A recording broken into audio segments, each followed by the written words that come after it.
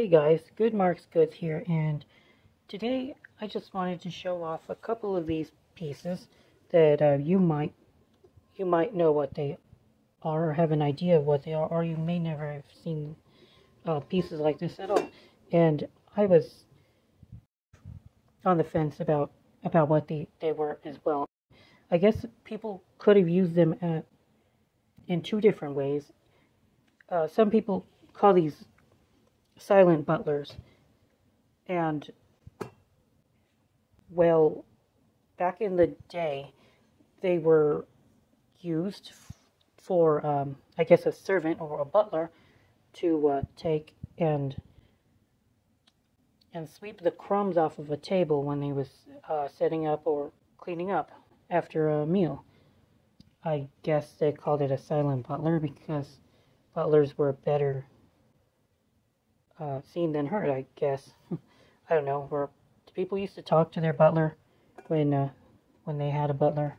I think when you see butlers in film, and that's pretty much all you see butlers in nowadays.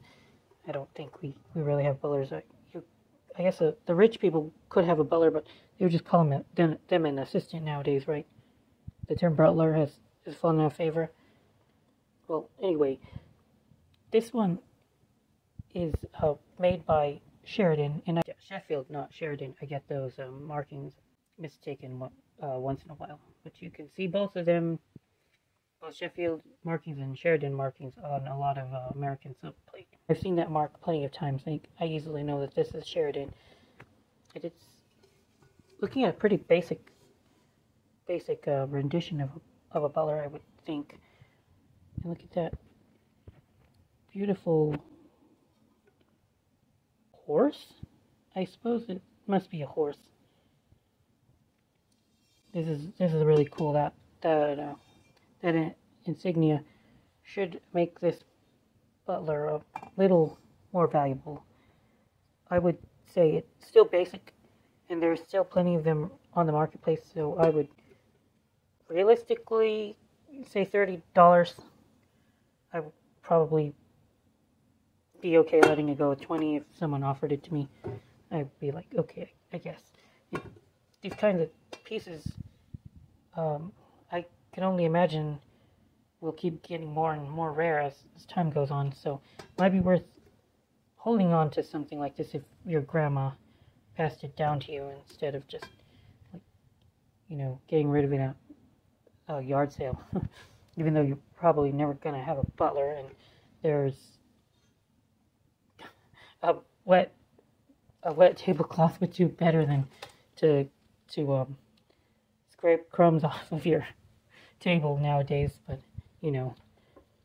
I guess they were status symbols, and to have your own butler have his own silent butler, I guess is cool. I don't get them.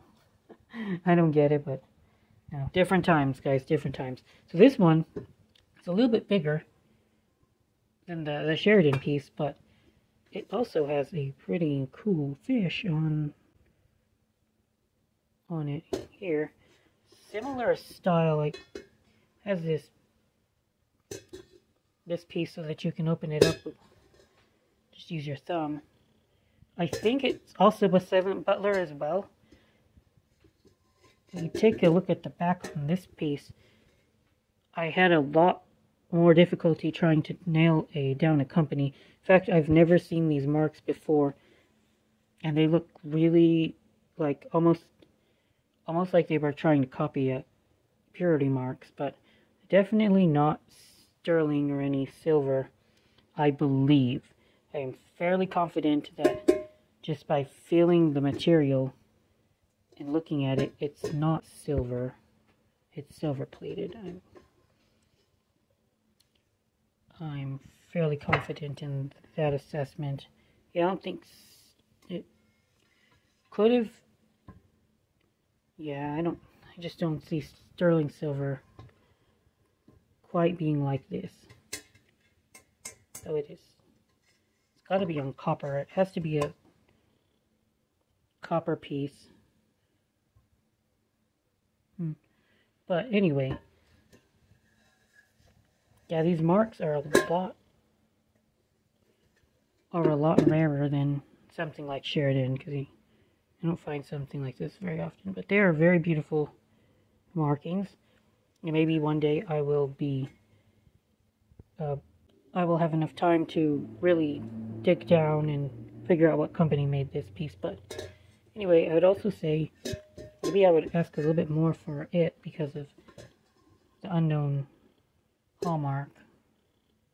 And the fish is kind of kick-ass. Now, it has feet. The Sheridan piece does not. And I was going to say that at the beginning of the video, I said that there might be two different uses for pieces like these. And a lot of people also point out that they were also used as bed warmers. Kind of cool. So you would take like coal from your fireplace or something like that, ashes from a fire.